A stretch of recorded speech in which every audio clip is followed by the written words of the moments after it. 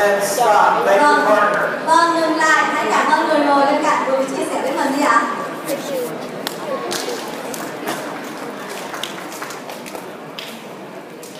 Make sense? Now, these are the three primary skills. Vâng, đây chính là 3 kỹ năng quan trọng. Also, to build a business, you need good systems. Vâng, ngoài ra để xây dựng doanh nghiệp, các anh chị cần phải xây dựng cho mình những hệ thống. Marketing systems. Ví dụ marketing, Selling systems. sales, Accounting systems. kế toán. Fifth component, Thành tố thứ 5, a high level of accountability. vâng, đó chính là trách nhiệm. Particularly an accountability to your numbers. To knowing your numbers, knowing Vâng, your và các anh chị statistics. phải là những người có trách nhiệm, biết rất rõ về từng con số trong kinh doanh của mình. Which in the 2-day program, we're going to talk more about this. Vâng, trong chương trình huấn luyện 2 ngày cuối tuần này của tôi sẽ chi tiết hơn về điều này. However, probably the most important tool here is this last one. Tuy nhiên, điều quan trọng trong công thức này lại là thành tố cuối cùng. When I started my air freight trucking business, Khi tôi bắt đầu cái doanh nghiệp vận tải hàng không của mình, in the first 9 months, I lost $750,000 US dollars. và trong 9 tháng đầu tiên tôi kiếm được I lost $750,000 US dollars. vâng, và tôi mất tới 750 triệu đô la. Nearly $1 million US dollars. 750.000 gần như là 1 triệu đô la. How many would not like to lose $1 million US Bao nhiêu người trong dollars? số các anh chị ở đây không muốn mình sẽ phải tốn mất 1 triệu đô la để mình khởi nghiệp ạ? Good. How many don't have $1 million US dollars to lose? Vâng, bao nhiêu người trong số các anh chị ở đây thật sự không có tới 1 triệu đô để mất đâu ạ? Cái này chắc gần như là đủ. Now, I'm not going to explain why that happened right now. Vâng, và bây giờ tôi sẽ giải thích tại sao. But my team was about 40 people on my team. Vâng, lúc đó thì đội nhóm của tôi phải có 40 người. And I told my team we're going to have to close our business. Vâng, và tôi nói với team tôi rằng chắc là phải đóng cửa thôi. Because we're out of money. Bởi vì tôi hết tiền rồi. And what they said to me is, let me say this, make it simple. They refused to quit. Vâng, và họ từ chối, không chịu là nghỉ việc. And they told me I couldn't quit either. Vâng, và họ nói rằng không sếp, em tin rằng sếp sẽ làm tốt hơn. I said, you don't understand, we have no money. Sao mà mọi người không hiểu hả? Tôi còn tiền nữa đâu mà tiếp tục. They said, we don't care. Chúng tôi không quan tâm.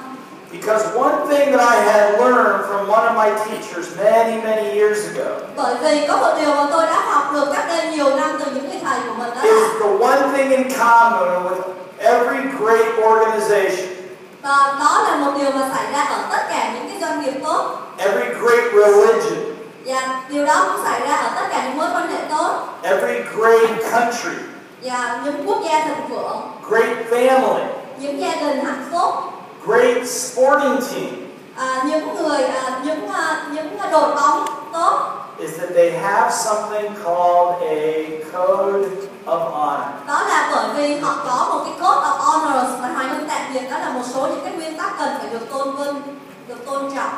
And what a code of honor is a set of simple rules. Vâng, đây chính là một số những cái quy tắc. Rules of how the team behaves. Làm thế nào để mà những người trong một team đối xử với nhau.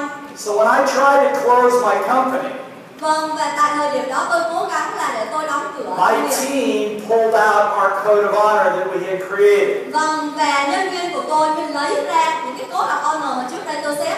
And read it to me. Và bắt đầu đọc trước mặt tôi. And they said, rule number 1 for Và our họ team. nói, sếp, cái rule đầu tiên, Never abandon a teammate in need. đó là không bao giờ được bỏ team khi mà team vẫn còn đang cần mình. We're all in need right now, is what they said. Và chính vì vậy mà chúng tôi cần sếp bây giờ. Our families are in need right now. Vâng, gia đình tôi cần công việc này. Second rule said everybody on the team must sell. Luật 2 đó là mỗi một thành viên trong team đều phải đi bán hàng. And basically what they told me is that they volunteered to work for 2 more weeks to turn the company around. Vâng, và cái điều mà họ hứa với tôi là họ sẽ tiếp tục cùng tôi làm việc 2 tuần nữa để thay đổi được cái tình trạng doanh nghiệp. Within 9 months, we paid all the money back. Vâng, và các anh chị biết điều kỳ diệu đó là chỉ sau 9 tháng sau, tất cả những tiền mà chúng tôi mất, chúng tôi lấy lại hết. Became one of the fastest growing companies of its kind. Và chúng tôi đã trở thành một công ty có sự tăng trưởng nhanh nhất trong industry lúc đó của chúng tôi. But it was not because of me. Nhưng sự kỳ diệu đó không đến từ tôi. It's because we had a very strong code of honor. Vâng, mà đó là bởi vì chúng tôi có một code of honor rất là mãnh liệt. And a very strong team. Chúng tôi có một đội nhóm rất hùng hậu.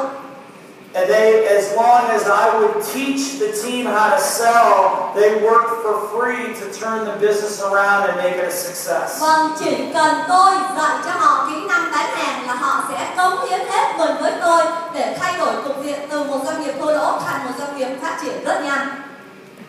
Does this make sense? Các anh chị thấy có ý nghĩa đối với mình And không what ạ? happened was, after that, we turned that business, made that business very successful. Và những điều quan trọng là khi mà chúng tôi có thể khởi nghiệp lại doanh nghiệp của mình một cách thành công. Then companies like Singapore Airlines, Vâng, thì có một số những công ty chẳng hạn như là Singapore Airlines, IBM, HSBC, HSBC, L'Oreal, and many other companies và rất là nhiều công ty khác nữa started asking us to teach them this formula. vâng, yêu cầu tôi là hãy dạy cho họ cái công thức này. The same formula that I'm going to be teaching you this weekend. Vâng, và cái công thức này tôi cũng sẽ dạy lại cho các anh chị vào 2 ngày cuối tuần này. So I'm no longer in the trucking business. Vâng, và đến thời điểm này thì tôi không làm trong cái ngành vận tải của mình nữa. Like I said, I work with great organizations and people all over the world. Vâng, và như tôi nói, tôi đã có cơ hội để làm việc được với rất là nhiều công ty tuyệt vời trên khắp thế giới. I'm also, as many of you know, one of Robert Kiyosaki's Rich Dad advisors. Vâng, và các chị các hẳn cũng đã biết, tôi cũng đã có dịp để làm việc với một nhân vật rất là nổi tiếng, Robert Kiyosaki. Specializing in working with businesses, particularly in the area of sales and teams. Vâng, chuyên việc về lĩnh vực bán hàng và xây dựng đội nhóm. Got it? Now, there's one problem with this whole formula. Nhưng có một vấn đề trong toàn bộ công thức này là Does anybody know what the problem is? có ai biết vấn đề trong công thức này là gì không ạ? Anybody know what the problem is? Có ai biết vấn đề trong công thức này là gì không ạ? What's the problem? Somebody, go ahead. Ai có thể trả lời cho thầy vấn đề gì ạ? Right here. Gentleman right here. Yes. Dạ, xin mời anh. How to teach? What? How to teach is the problem. How to teach? How to teach? Could be. Có thể. Possibly. Give him a round of applause. Dạ, xin mời chào tay cho anh ạ. Yes, gentleman over there. What's the problem? Xin mời anh ở phía bên kia ạ. People. Con người. Yeah, people are the problem, but that there's a problem with the people. Nhưng câu trả lời Very là vấn good. đề của Give chúng him con. a round of applause. Chào tay với tôi câu trả lời là đúng ạ. Here's the problem right here. Vâng, đây chính là vấn đề. That's the problem. Đây là vấn đề. You know what that is? Các anh chị có Do hiểu you không? know what that is? Các anh chị có hiểu vấn đề này là gì không ạ? The circle. Đó chỉ là cái vòng tròn. This is your brain. Vâng, đây chỉ là cái mô phỏng não của mình ạ. This is your brain. Cái não. Now, what percentage of your brain do you consciously use? Does Vâng, anybody theo know? các anh chị thì bao nhiêu phần trăm năng lực não chúng ta nhận thức được và sử dụng ạ? 2%. 2%? Có 2% nhận thức được thôi và sử dụng năng lực não ạ? 2%? we're going to have a special program for you later. Nếu như anh nói là 2%, tôi sẽ thiết kế một chương trình đặc biệt riêng cho anh để thay đổi lại quan điểm. That's okay. Let's just say it's 10%. 10% ạ. Okay? So, if this is the conscious part of your brain, 10% that you use, this is the conscious part. What part is this? Vâng, nếu 10% là chúng ta nhận thức được và sử dụng thì phần còn lại là gì ạ? Conscious and what? Lãng phí. Not unconscious. Subconscious. Vâng, nó là tiềm thức ạ. Subconscious.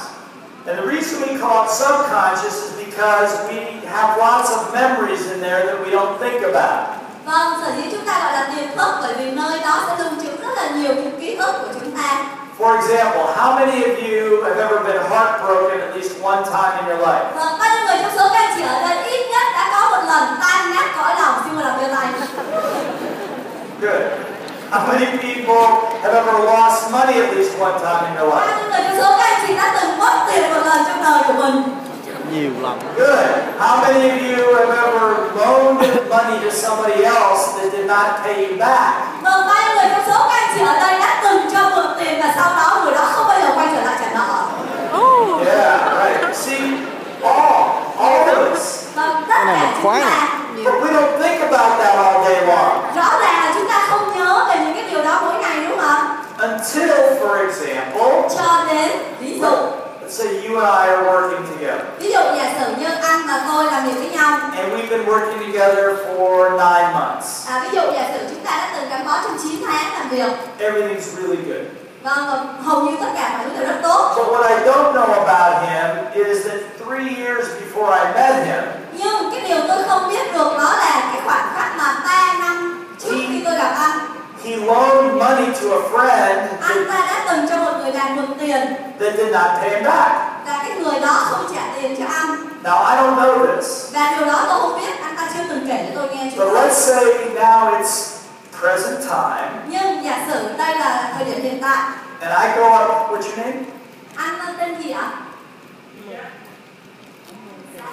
Zach? I go to Zach and I say, Zach, I'm a little short on money. If you could loan me about $80,000 US, I'll pay you back as soon as I can. Zach ơi, tôi đang hơi thiếu tiền một chút xíu. Anh có thể cho tôi mượn 80.000 đô được không? See, hear what's going on? Đấy, chuyện gì đang xảy ra đây? Now, the minute I ask him for the money, immediately our relationship changes, doesn't it? Ngay tại cái thời điểm tôi mở miệng tôi mượn tiền, ngay lập tức mối quan hệ của chúng tôi thay đổi. Right? Đúng không các chị? Có đúng là một trò tay nhỉ? Yeah. See, all of a sudden he doesn't trust me as much. Rõ ràng là trong thời gian chúng tôi quen nhau, anh ta rất tin tưởng tôi. He might not want to spend much time with me anymore. Nhưng sau khi mà tôi hỏi mượn tiền thì anh ta không muốn. And it has nothing to do with me. Nhưng rõ ràng không có điều gì cần phải làm với tôi cả. It has something to do with something that came out of his memory. Nhưng cái điều cần phải làm đó là làm cho cái bộ nhớ của anh ta That came out in the form of something called his little voice. Vâng, và đó chính là tiếng nói nhỏ của anh ta. What's it called, please? Gọi là gì các anh chị? Giọng nói nhỏ. Tin nha nha. Tin nha nha. Yeah? Close enough. Yeah? How many of you have a tin nha nha? Các chị biết được rằng là mình có tiếng nói nhỏ, xin bây giờ đưa tay nào. How many of you have more than one tin nha nha? Bao nhiêu người trong số các chị nghĩ rằng mình có nhiều hơn một tiếng nói nhỏ trong đầu ạ? And my experience is this.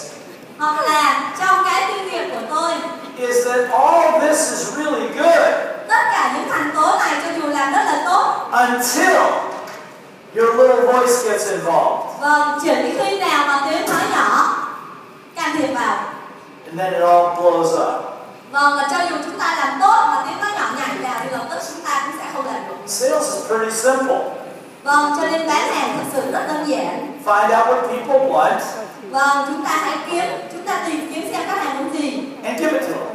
và phục vụ khách hàng với